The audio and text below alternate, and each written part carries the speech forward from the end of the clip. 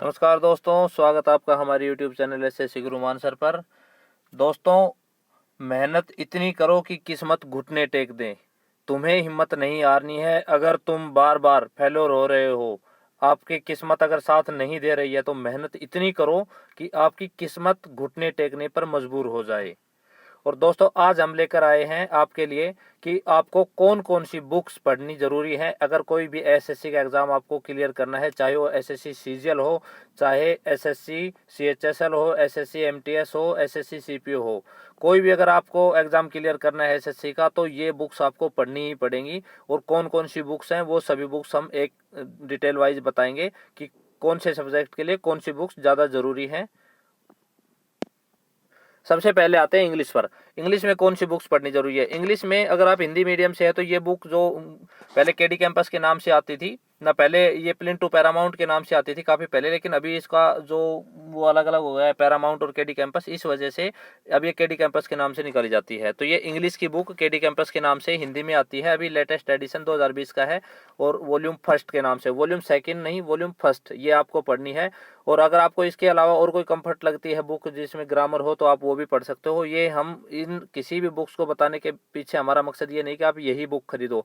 ये जनरल जो अगर आप एसएससी की तैयारी कर रहे हो, तो ये बुक आपके लिए बहुत ज़्यादा इंपॉर्टेंट है। और अगर इन्हीं बुकों को आप 3-4 बार रिवाइज कर लेते हो, हर एक बुक को जो जो हम बताएंगे हर एक बुक को, तो आपका एसएससी में सिलेक्शन होने से कोई रोक नहीं पाएगा। क्योंकि आपकी मेहनत ही है जो आपको किस्मत को घुटने टेकने पर मजबूर कर देगी। तो ये सबसे पहले इंग्लिश की बुक है। इंग्लिश की ये केडी कैंपस के नाम से आएगी। इसमें पूरी हिंदी में दिए हुए हैं, हिंदी में ट्रांसलेटेड है ये।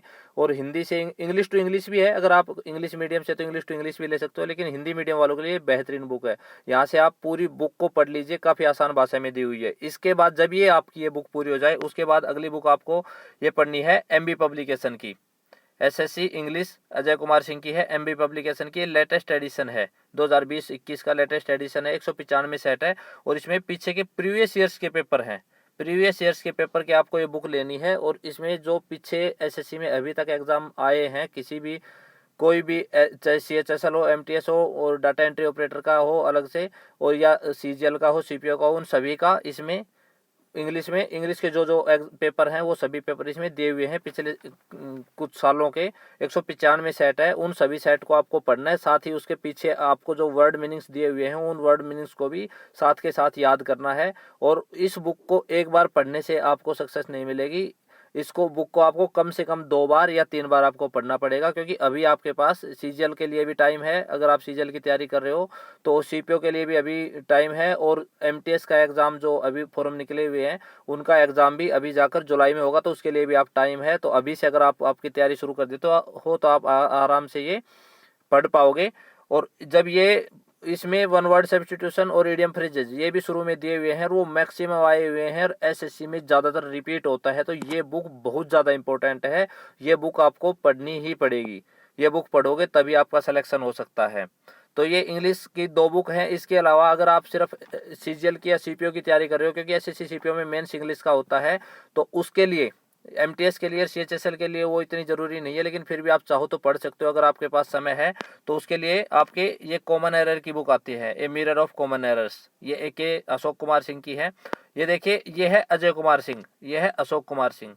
तो a mirror of common error इस तरह की बुक आएगी, काफ़ी पुराने टाइम से सेम पैटर्न में आ रही है। ये रिवाइज एडिशन बार बार रिवाइज कर देते हैं, लेकिन इसमें लगभग सारी चीज़ें सेम ही रहती है। इसमें कॉमन एरर बहुत अच्छे तरीके से बताई गई है, डिटेल्ड बढ़िया तरीके से समझा रखा है। हर कॉमन एरर में कहाँ एरर है, कौन सा रूल लगा है, वो हर चीज़ डिटेल से बताई गई है। तो अगर आपको कॉमन एरर में दिक्कत है तो ये बुक आप परचेज कर सकते हो। इस बुक को परचेज करके भी आप पढ़ सकते हो अगर आपके पास समय है तो। ये बेहतरीन बुक है। अगर समय का अभाव है तो वो दोनों बुक्स को आप 2-3 बार, कम से कम 2-3 बार रिवाइज करें। इसके बाद आगे बढ़ते हैं।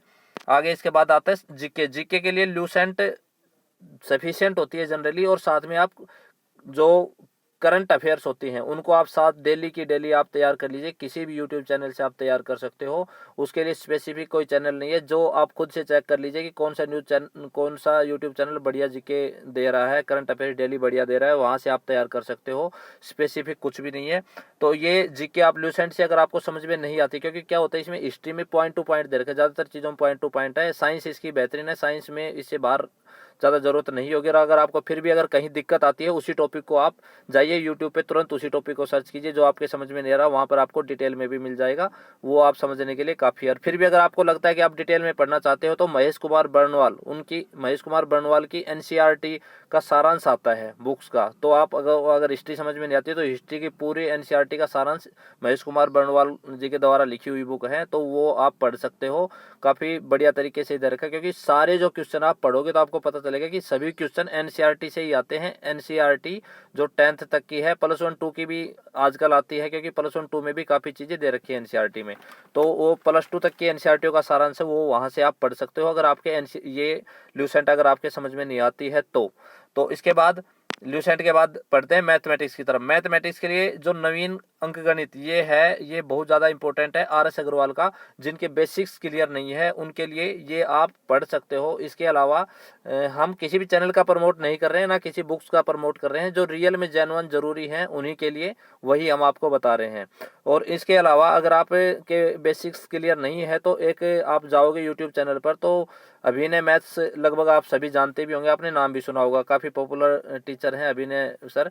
तो उनके आप मैथ्स के वीडियो देख सकते हो। और बाकी और भी वीडियोज हैं, गगन प्रताप सर हैं और राजा सर हैं, कई टीचर्स हैं जिनको आप जाकर देख सकते हो जनरली। लेकिन अभिनय जो सर हैं, अभिनय शर्मा सर, उन्होंने अभी वो एक पूरा कंटिन्यूसली डेली वीडियो डाल रहे हैं। तो पीछे की वीडियो में आप देख सकते हो, चैप्टर वाइज डाल रहे हैं और बेसिक से सिखा रहे हैं जनरली। अगर आपको फिर भी वहाँ से समझ में नहीं आता तो उससे पहले आप ये जो अंकगणित है, नवीन अंकगणित, ये जो बुक है RS अग्रवाल की, ये आपको पढ़नी पड़ेगी। इसमें पीछे डिटेल में आपको पीछे डिटेल्ड सॉल्यूशन भी दे रखे हैं। उसके बावजूद आपको समझ में नहीं आता है तो आप कोई भी ग्रुप ज्वाइन कर सकते हो, टेलीग्राम पे ग्रुप ज्वाइन कर सकते हो, वहाँ पे आपके क्वेश्चन डाल सकते हो, वहाँ से आपको समझा दिए जाएंगे। या फिर आप व्हाट्सएप पे अपना आपस में कुछ जो कैंडिडेट्स है तैयारी करने वाले, उनका भी ग्रुप बनाकर आपस में मैथ्स के क्वेश्चन डाल सकते हो, वहाँ से आपका मैथ्स क्लियर हो जाएगा। बाकी हो सकता है आगे अगर आपको समझ में नहीं आएगा उसके बाद आप हमें बता भी सकते हो, हम बिल्कुल जीरो लेवल से आपको मैथ्स पढ़ा देंगे अगर आपको ज़रूरत महसूस होती है तो।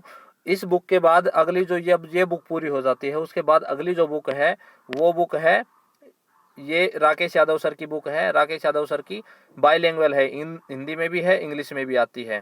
तो अभी ये तकरीबन 9700 के आसपास क्वेश्चन है, 9700 से ज़्यादा है, 10,000 के आसपास क्वेश्चन है। तो इसमें प्रीवियस ईयर्स के क्वेश्चन है।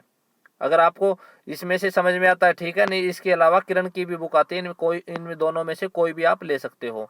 तो इसमें प्रीवियस ईयर्स के क्वेश्चन है, डिटेल सॉल्यूशन भी दे रखा है, तो वहाँ से आप पढ़ सकते हो उन क्वेश्चंस को, क्योंकि प्रीवियस ईयर्स के पैटर्न लगभग सेम रिपीट होता है। क्वेश्चंस के जो डिजिट्स हैं और जो नंबर्स हैं वो चेंज हो जाते हैं, बाकी रिपीट होते हैं बार बार। और जो MTS का सिलेबस है वो कुछ डिफरेंट होता है, तो उसके लिए जैसे जो चीज़ें जैसे ज्योमेट्री वगैरह कोई चीज़ें नहीं है सिलेबस में, एक बार आप सिलेबस देख लीजिए।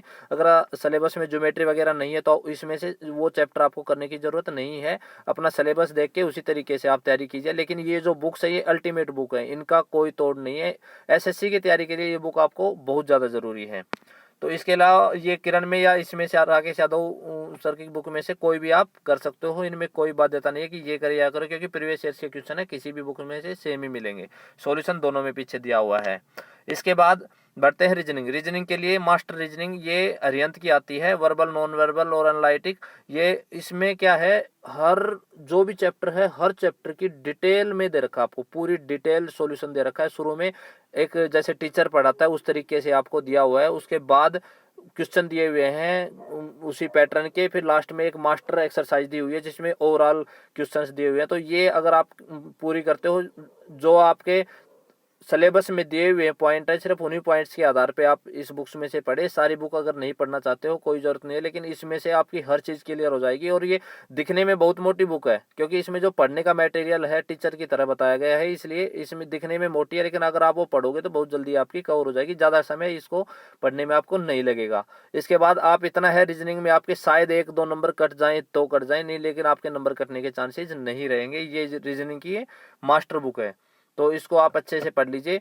और ये इंपॉर्टेंट बुक्स थी। इसके अलावा बुक्स तो आपको बहुत ज़्यादा मिल जाएंगी, कोई कुछ बताएगा कुछ बताएगा, लेकिन आपको ज़्यादा कंफ्यूज होने की ज़रूरत नहीं है। किसी भी सक्सेस के लिए जैसे एक कहावत आपने काफ़ी पहले बचपन में पढ़ी भी होगी, सुनी भी होगी कि करत करत अभ्यास ते जड़मति होई सुजान, रसरी आवत जाते सिल पर पड़त निशान। तो आपको बार बार अभ्यास करना है, अभ्यास करने से ही आपको सफलता मिलेगी।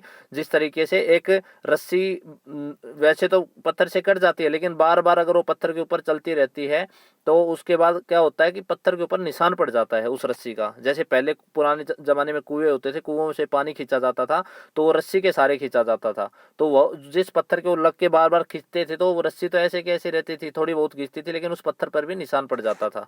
तो बार बार पढ़ने से आपको यही बुक आपको बार बार रिपीट करनी है। जितनी बार आप रिपीट करते जाओगे ये मान लो आपकी सफलता उतनी ही श्योर होती जाएगी, क्योंकि आज के टाइम कंपटीशन बहुत ज़्यादा हो रखा है। तो आपको ये बुक्स बार बार रिपीट करके अपने माइंड को इस तरीके से एक्टिवेट कर लेना है कि आपके एग्जाम में क्वेश्चन आए तुरंत आप उसको सोल्व कर सको। तो अभी के लिए इतना ही है, ज़्यादा समय व्यर्थ नहीं करेंगे। और चैनल पर पहली बार है तो चैनल को सब्सक्राइब जरूर कर लीजिए। और अगर आपके कोई डाउट है कमेंट बॉक्स में आप लिखकर पूछ सकते हो। किसी भी तरह का कोई भी डाउट बेझिझक हमारे चैनल पर आप कभी भी पूछिए, किसी भी वीडियो के लिंक में आप पूछ सकते हो। कोई भी वीडियो है उसके कमेंट बॉक्स में जाके आप पूछ लीजिए, आपके क्वेश्चन का जवाब दिया जाएगा। आपके जो भी डाउट है क्लियर किए जाएंगे, क्योंकि हमारे चैनल का मकसद सिर्फ और सिर्फ यही है कि आपके जो डाउट्स है वो क्लियर किए जाए, ना कि वीडियो को बढ़ावा देना। क्योंकि हम वीडियो बीच बीच में रुक रुक कर डालते हैं, जब जरूरत होती है तभी डालते हैं। ऐसे नहीं कि वीडियो डालते रहें बेवजह की वीडियो नहीं मिलेंगे। पीछे भी सिर्फ काम के वीडियो है, काम के वीडियो डालेंगे। तो चैनल पर पहली बार आए तो सब्सक्राइब जरूर कर लीजिए। वीडियो अच्छा लगे लाइक करना, दोस्तों में शेयर करना। Bye bye, take care, good luck.